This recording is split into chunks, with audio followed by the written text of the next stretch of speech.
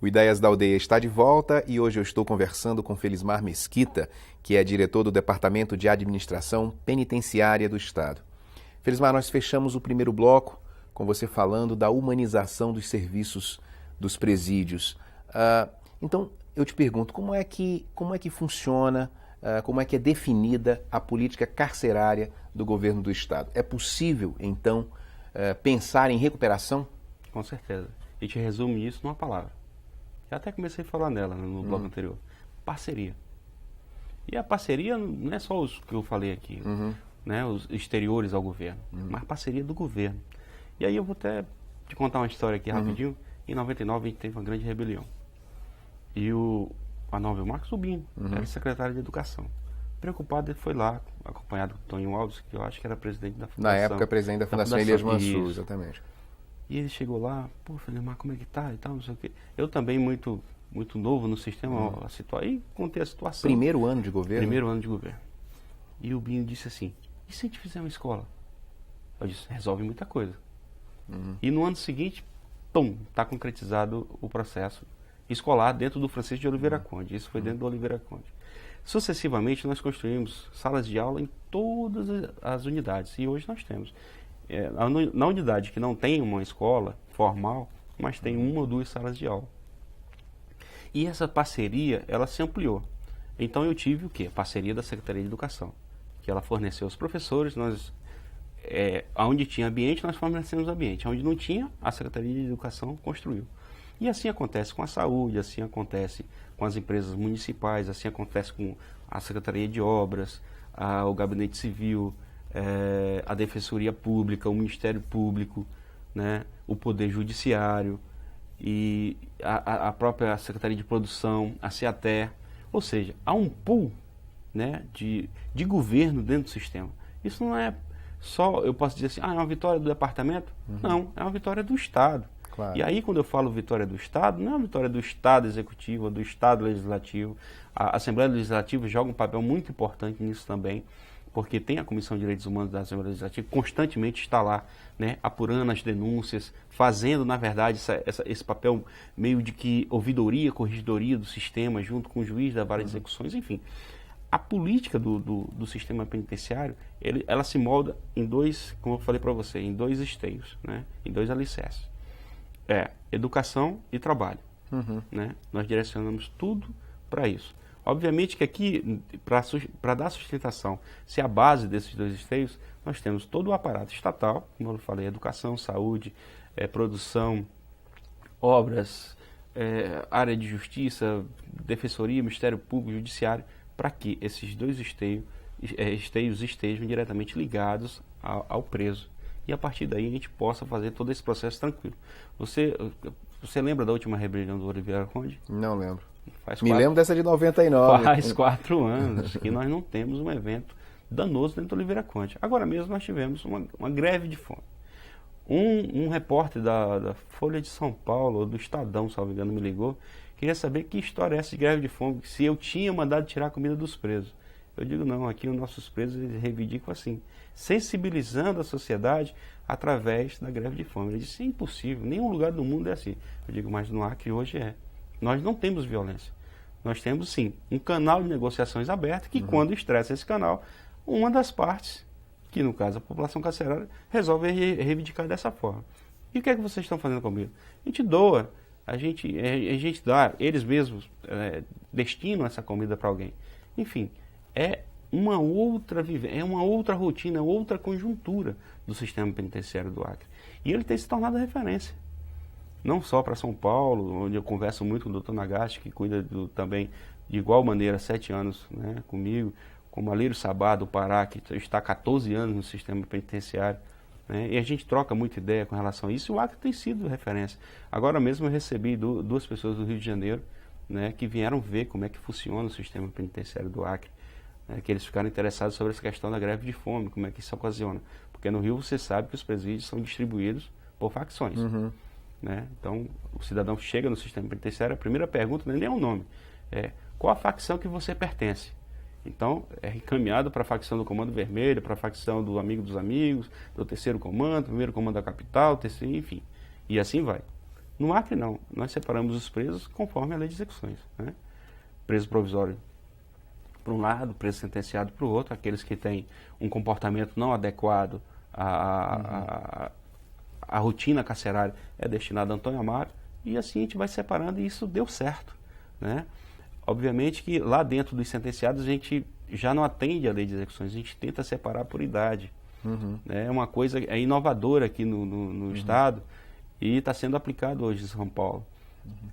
Tipo assim, as pessoas que são sentenciadas no regime fechado, a gente tenta separar pelo menos pela igualdade de idade, porque eles assistiram as mesmas partidas de futebol, eles ouviram as mesmas músicas, eles assistiram os mesmos filmes, os mesmos desenhos, viveram as mesmas notícias, né? Votaram nos mesmos candidatos. Presume-se que eles possam se entender melhor. Eles possam se entender melhor. Existe uma tese, inclusive, Felismar, que fala da separação dos detentos pela gravidade do delito, ou seja, aquele que cometeu pequenos furtos não pode ficar junto com assassinos, por exemplo. Você acha que isso pode ajudar na recuperação?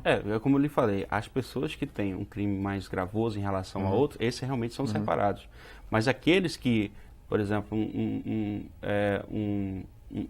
um traficante com um cara que furta, geralmente o cara que está traficando, ele trafica pela necessidade de consumir droga porque ele é usuário, né? E às vezes o próprio que está furtando é porque já foi expulso do tráfico e precisa comprar porque é usuário também, é dependente químico, e vai furtar. Então eles se entendem e são da mesma idade. Isso tem ajudado bastante, tem dado certo, né? A gente tem trabalhado dessa forma e, na verdade, assim, um pouco de vanguarda em relação a isso.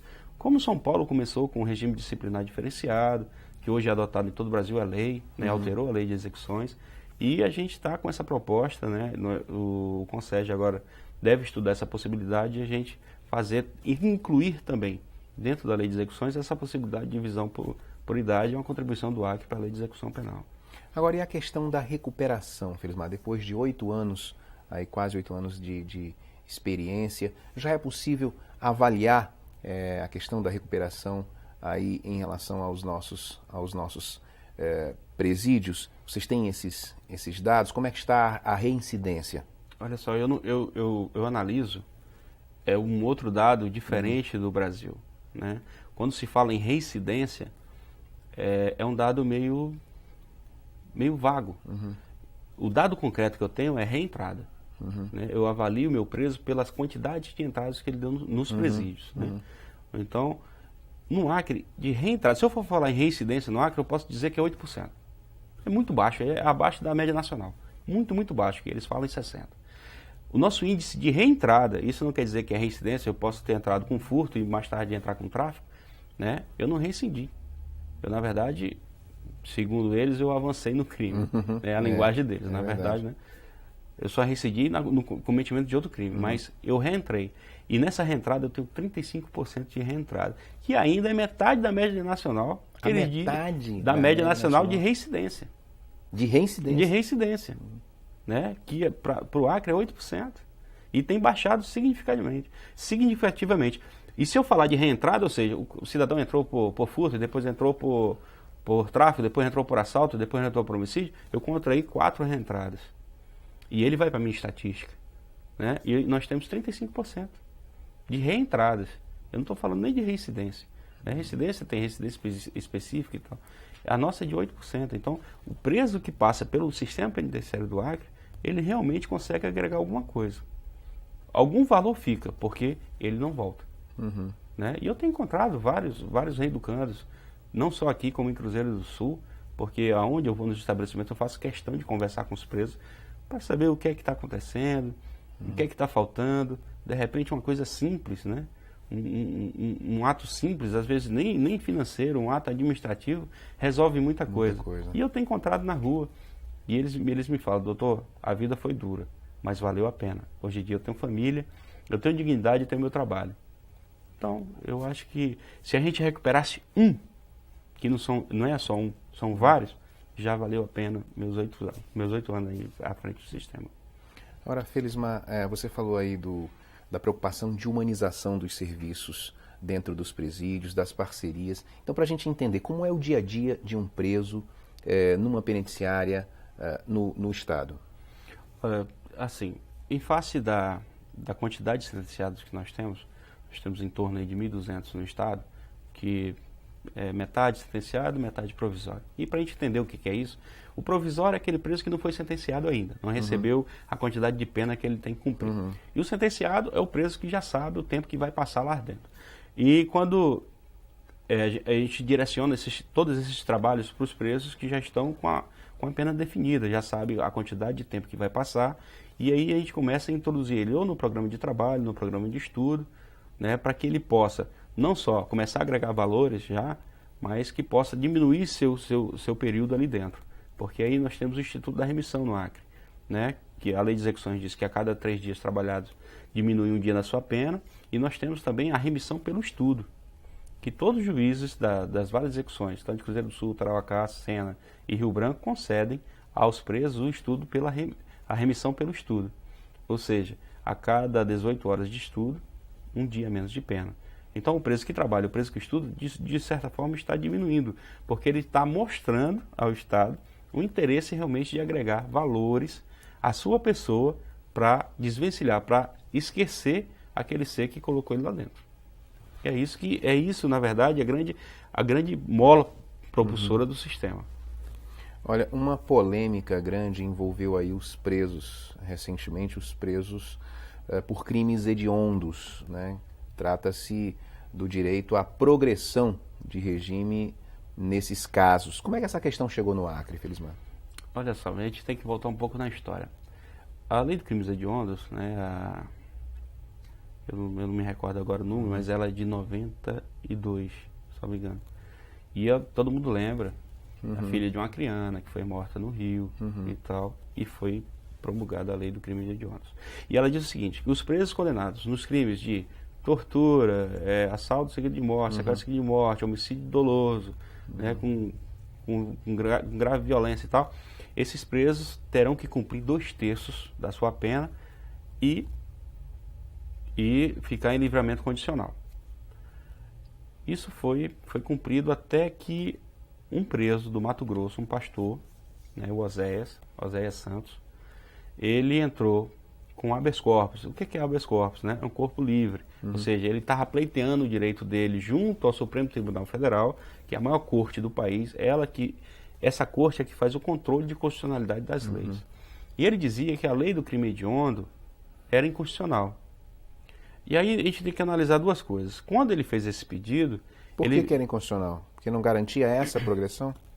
Porque a pena, né, ela tem que ser individualizada. Ela não pode ter uma pena diferenciada.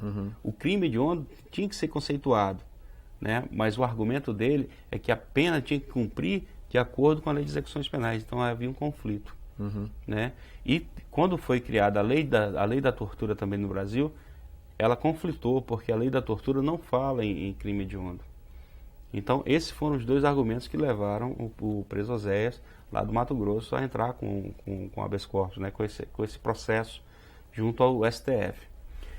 E esse processo, ele, assim, o STF ele tem duas formas de decidir.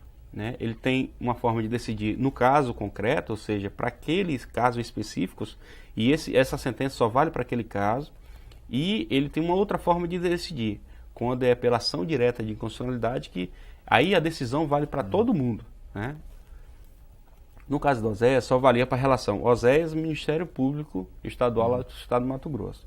Mas isso gerou uma jurisprudência, ou seja, ficou marcada a decisão do STF, considerando inconstitucional aquele artigo da lei do crime hediondo. O que aconteceu? A partir do momento que foi decidido que era inconstitucional e criou uma jurisprudência, o STF vai ter que encaminhar uma carta ao Senado dizendo que aquele artigo foi considerado inconstitucional para aquele caso. E o Senado vai ter que se pronunciar a respeito daquilo. Para quê? Para que aquela decisão, se o Senado acatar, coloque para todo mundo que aquilo realmente é inconstitucional e tire, né? Ou seja, faça a supressão desse artigo da lei, aí sim, colocando para todo mundo esse direito. Ocorre que alguns juízes no Brasil acharam que aquilo foi uma decisão para todo mundo e começaram a decidir a progressão para o crime hediondo, para o tráfico, para o assalto seguido de morte, sequestro seguido de morte, como se fosse um crime comum. Né? Na própria discussão, que foi um debate exaustivo no Supremo Tribunal Federal, que foi um voto Minerva que decidiu isso e tal, né, dizia o seguinte, que o crime hediondo tem que existir e a pena tem que ser diferenciada, mas isso ficaria a critério do juiz, né? Então eles estariam dando essa prerrogativa ao juiz para fazer essa mudança. Ocorre que no Acre, quando essa decisão sobre a interpretação dos advogados aqui chegou, eles disseram o seguinte, não, agora o crime hediondo vai progredir. Só que nenhum juiz do Acre, ou de Cruzeiro do Sul, de Tarauacá, de Sena, de Rio Branco, entendeu assim. Entendeu que o STF decidiu somente no caso do OSES com o Ministério Público Estadual do Estado do Mato Grosso, né? E essa decisão não fez julgado para os outros casos. Então, a magistratura acreana entendeu que esse caso específico, né, vai ter que aguardar o posicionamento do Senado, ou quando a ação direta de constitucionalidade, que também tramita no STF, for decidida. Aí sim, será para todo mundo e realmente as penas poderão progredir. Obviamente que no estado do Acre nós temos juízes que aplicam sim o crime hediondo com sentença, com progressão de regime. Mas isso é na origem, é no juiz que está lá com o processo, ainda vai sentenciar o preso. Aí ele coloca aquela terminologia, né, inicialmente fechado, e eu estou falando isso aqui, com certeza os presos devem estar ouvindo o programa, e ele sabe o que eu estou falando. Né? Quando coloca, por mais que a pessoa fique condenada a um crime hediondo, um tráfico de entorpecente, e o juiz coloca no seu cumprimento de pena inicialmente fechado, ele sabe que com um sexto do cumprimento do fechado, ele vai progredir para o semiaberto, e do semiaberto com um sexto ele vai para o aberto e assim vai progredir. Diferentemente, quando o juiz coloca só o fechado, né, esse cumprimento de pena vai ser resumido a 2/3 e vai ser liberado incondicional. Essa foi a polêmica colocada e os presos fizeram assim, um movimento, né, no sentido de pressionar o juiz para que decidisse. Né, o juiz da Vara de Execuções de Rio Branco, ele decidiu, né, entendeu que a decisão não era para todo mundo, a lei de execuções, na verdade, não foi alterada, ela continua inteira do jeito que sempre foi, né, e, portanto, não tem direito à progressão. Obviamente que os advogados devem estar entrando com recurso junto ao Tribunal de Justiça, junto à Câmara Criminal, para que a Câmara Criminal se posicione a respeito desse fato. Claro. Felismar, nosso tempo está chegando ao final, mas eu queria fechar a nossa conversa te perguntando o seguinte: o que você acha que o Estado deveria fazer para que a sociedade não necessitasse de tantos presídios? Jorge, é uma pergunta que eu me faço todo dia quando eu me levanto. O que é que eu posso fazer para diminuir a população carcerária? E aí eu só tenho uma resposta: é a paz social, é a ordem pública, né? É fazer o que a gente faz todo dia. Você no seu programa, eu na penitenciária, o professor Rubinho fazia na Secretaria de Educação, né? Faz na Secretaria de Educação, o governador faz no Estado, e cada secretário na sua área. É tentar o quê? É tentar espalhar a cidadania, e eu posso falar aqui a florestania, né? Que é justamente a inclusão social. Quanto mais pessoas, como eu te digo, que a partir do momento que nós entramos com a humanização e os danos do sistema, né, as lesões entre eles, as rebeliões acabaram, assim que nós incluímos as pessoas que estão excluídas dentro da sociedade, com certeza a gente viverá na paz social. E aí nós teremos, sim, museus, né, para as pessoas visitarem, conhecerem como é que era o presídio e ficar só nisso. Vamos ficar só como lembranças passadas. Péssimas lembranças passadas, mas não precisaremos mais delas. Que bom, Felismar. Parabéns pelo trabalho. E eu queria agradecer muito a sua participação aqui no Ideias da Aldeia. Obrigado, Jorge. Bom, o programa de hoje fica por aqui. A você de uma das 22 cidades do Acre que acompanhou esse bate-papo até agora, obrigado pela companhia e até a próxima.